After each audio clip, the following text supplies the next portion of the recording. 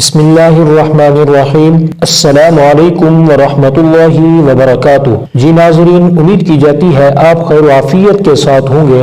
ناظرین، اگر آپ کو ہماری ویڈیو اچھی لگ رہی ہے تو چینل کو سبسکرائب کر کے بیل گھنٹی کو ضرور دبا دیں۔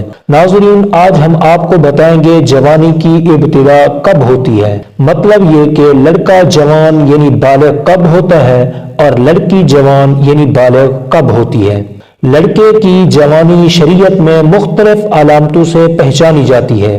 احتلام کا ہو جانا یا اس سے کسی عورت کا حمل ٹھہرنا یا شہوت کے ساتھ انزال ہو جانا۔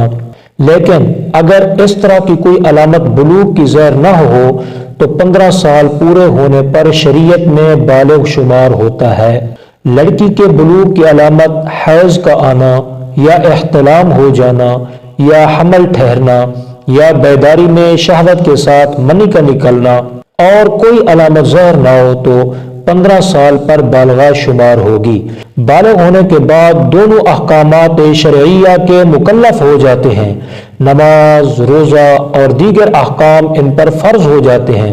اب اگر غفلت یا نادانی کی وجہ سے ان کے ادا کرنے میں کوتاہی کریں گے تو اس کی قضا اور تلافی کرنا ضروری ہوگی۔